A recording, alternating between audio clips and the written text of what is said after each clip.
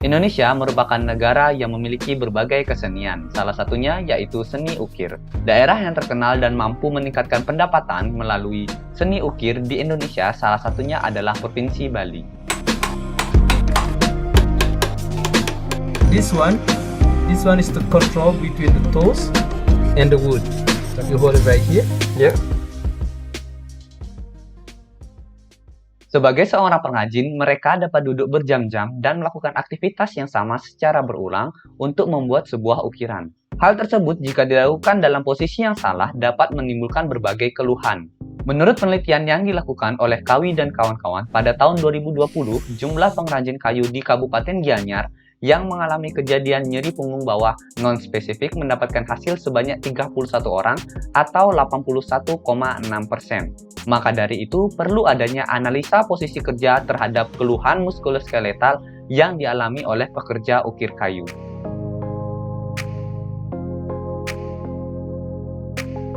Pekerja ukir kayu merupakan pekerjaan karya dari seni rupa yang dibuat dengan cara menggores dan memahat di permukaan kayu. Ukiran dilakukan dengan cara menoreh, menggores, dan memahat dengan menggunakan alat pahat. Secara umum, pengukir kayu melakukan kegiatannya dalam posisi yang statis dan juga dalam waktu yang lama. Tentunya hal ini dapat meningkatkan resiko terjadinya keluhan muskuloskeletal. Beberapa kegiatan tersebut dilakukan dalam keadaan berdiri sambil membungkuk, jongkok, dan juga duduk sambil membungkuk. Alasan memilih satu gerakan yang akan kami ukur dikarenakan gerakan yang diukur termasuk gerakan yang paling berisiko dalam penyakit yang dirasakan langsung oleh pengrajin kayu, serta terdapat keluhan yang dapat berisiko secara langsung yang dinamakan keluhan muskuloskeletal atau musculoskeletal disorders yang disingkat dengan MSDS. Musculoskeletal disorders merupakan keluhan pada bagian otot rangka. Jenis keluhan penyakit dari MSDS yang dapat dirasakan yaitu pada yang pertama pada bagian leher yang dinamakan forward head posture, yang kedua pada bagian punggung yang dinamakan low back pain non-spesifik, dan yang terakhir yang ketiga pada pergelangan tangan yang dinamakan carpal tunnel syndrome. Baik, selanjutnya saya akan menjelaskan mengenai REBA.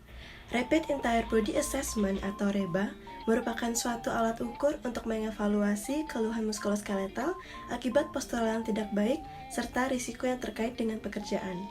Adapun alasan kelompok kami memilih alat ukur REBA yaitu karena penggunaan alat ukur REBA yang sangat mudah digunakan dengan mengevaluasi pada setiap bagian tubuh, baik ekstremitas atas dan juga ekstremitas bawah.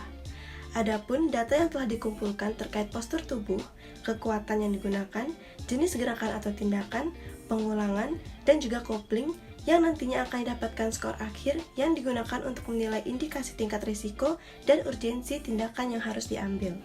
Oleh karena itu, kelompok kami menggunakan REBA sebagai metode analisis untuk mengetahui tingkat risiko pada postur pekerja pengrajin ukir kayu. Baik, di sini saya akan menjelaskan bagaimana cara pengukuran REBA. Untuk REBA sendiri dibagi menjadi dua kelompok, yaitu kelompok A terdiri dari batang tubuh atau trunk, leher, dan juga kaki. Yang pertama adalah batang tubuh. Untuk batang tubuh memiliki 4 skor. Skor 1 untuk posisi normal, skor 2 untuk 0 sampai 20 derajat ke depan dan ke belakang, skor 3 untuk 20 sampai 60 derajat, dan skor 4 untuk lebih dari 60 derajat. Terdapat skor tambahan plus 1 jika batang tubuh berputar atau bengkok ataupun membungkuk. Pada gambar, trunk terlihat fleksi 20-60 derajat dan tidak ada gerakan berputar atau miring ke samping sehingga mendapatkan skor 3. Kedua, ada bagian leher. Untuk bagian leher terdapat 2 skor, yaitu skor 1 untuk pergerakan 0-20 derajat dan skor 2 untuk pergerakan lebih dari 20 derajat sampai ekstensi. Terdapat skor tambahan 1 jika leher berputar atau bengkok. Pada gambar, leher pengrajin terlihat fleksi lebih dari 20 derajat dan tidak ada gerakan berputar atau miring ke samping sehingga mendapatkan skor 2. Untuk bagian ketiga adalah kaki. Bagian kaki memiliki 2 skor, skor 1 untuk posisi normal atau seimbang, dan skor 2 untuk bertumpu pada satu kaki lurus. Terdapat skor tambahan plus 1 jika lutut di antara 30-60 derajat, dan plus 2 jika lutut lebih dari 60 derajat. Pada gambar, kaki tidak tertopang, postur tidak stabil, dan juga lutut fleksi 30-60 derajat, sehingga mendapatkan skor 3. Berikutnya adalah tabel A. Tabel A berisi mengenai skor dari batang tubuh, leher, dan juga kaki. Setelah mendapatkan nilai dari tabel A, Nilai tersebut masih ditambahkan dengan skor beban. Skor beban sendiri terbagi menjadi 3 skor, yaitu skor 0 jika kurang dari 5 kg, skor 1, 5-10 kg, dan skor 2 apabila beban lebih dari 10 kg. Terdapat juga pertambahan skor plus 1 jika kekuatan atau beban bertambah secara cepat. Nilai tabel A ditambah beban sama dengan 6 ditambah 0 sehingga total skor pada tabel A adalah 6. Baik, selanjutnya adalah kelompok B. Untuk kelompok B terdiri dari lengan atas, lengan bawah, dan juga pergelangan tangan atau wrist. Untuk grup B yang pertama adalah lengan atas. Lengan atas memiliki 4 skor. Skor 1 apabila pergerakan 20 derajat ke depan dan ke belakang. Skor 2 apabila lebih dari 20 derajat ke belakang atau 20-45 derajat. Skor 3 apabila 45-90 derajat. Dan skor 4 apabila lebih dari 90 derajat. Skor dapat bertambah plus 1 jika bahu naik. Kemudian dapat bertambah plus 1 lagi apabila lengan berputar atau bengkok. Dan min 1 apabila miring atau menyangga berat dari lengan. Pada gambar, lengan atas terlihat ekstensi 0-20 derajat, tidak ada gerakan lengan berputar atau ke samping, bahu tidak terangkat, lengan tidak tersangga atau bersandar sehingga mendapat skor 1. Yang kedua ada lengan bawah. Lengan bawah memiliki 2 skor, skor 1 untuk pergerakan 60-100 derajat, dan skor 2 apabila pergerakan kurang dari 60 derajat atau lebih dari 100 derajat. Pada gambar, lengan bawah atau siku terlihat fleksi 60-100 derajat sehingga mendapatkan skor 1. Yang ketiga adalah pergelangan tangan.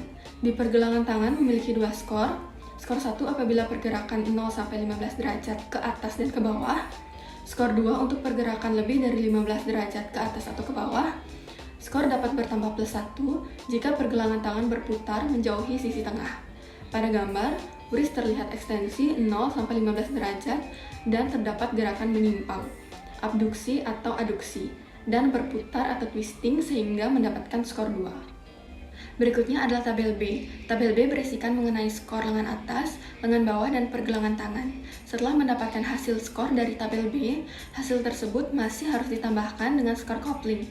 Skor kopling sendiri memiliki 4 skor, yaitu skor 0 untuk skor kopling baik, 1 untuk sedang, 2 untuk kurang baik, dan 3 untuk tidak dapat diterima. Nilai tabel B ditambah pegangan sama dengan 2 ditambah 0, sehingga total skor dari tabel B adalah 2. Selanjutnya adalah menentukan skor C pada metode REBA. Jadi cara menentukan skor C adalah dengan menggunakan hasil total skor A dan skor B dengan menggunakan tabel C. Jadi jika diketahui skor tabel A adalah 6 dan skor tabel B adalah 2, maka didapatkan skor tabel C adalah 6.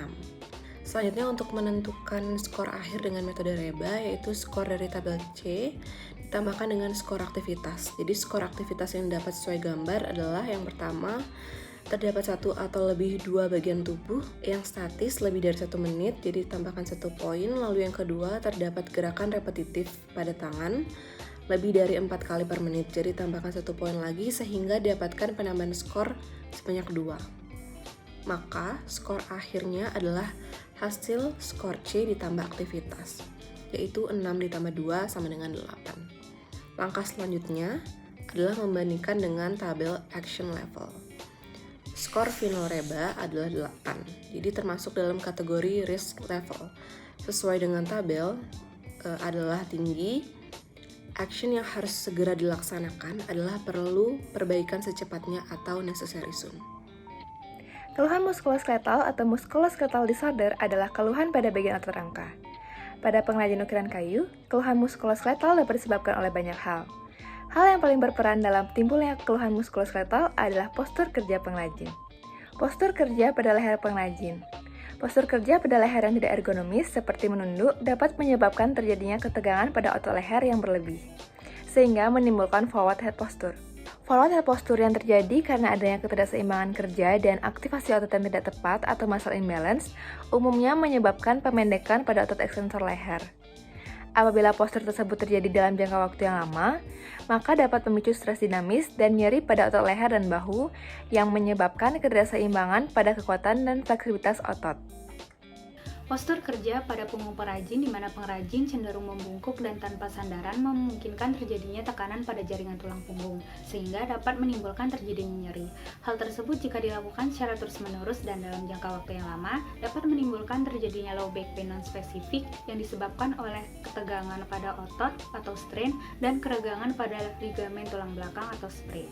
Selanjutnya yaitu postur pergelangan tangan pengrajin yang cenderung memegang alat dalam posisi power grip dan sering melakukan gerakan fleksi ekstensi yang berlebihan di mana dilakukan secara berulang dan dalam jangka waktu yang lama.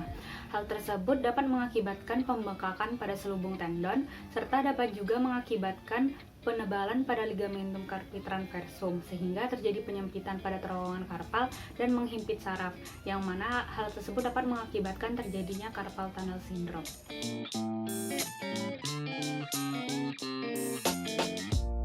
Berdasarkan pemaparan di atas, dapat disimpulkan bahwa terdapat hubungan antara postur kerja terhadap keluhan muskuloskeletal pada pengrajin ukir kayu. Hal ini disebabkan karena adanya posisi canggung dalam waktu yang lama sehingga terjadi overuse akibat pembebanan yang berlebih pada otot dan tendon. Pada pengukuran reba didapatkan hasil 8, di mana ini merupakan resiko tinggi sehingga diperlukan perbaikan sesegera mungkin, baik itu untuk postur, workstation, durasi, ataupun jam kerja pada pekerja.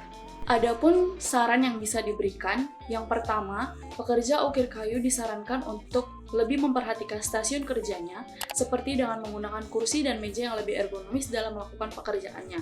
Dan yang kedua, pekerja ukir kayu disarankan untuk lebih memperhatikan posisi kerjanya, seperti dengan tidak terlalu lama membungkuk, sehingga bisa meminimalisir terjadinya keluhan nyeri. Dan yang terakhir, pekerja ukir kayu juga disarankan untuk melakukan peregangan secara ringan sebelum dan sesudah melakukan pekerjaannya untuk menghindari terjadinya cedera.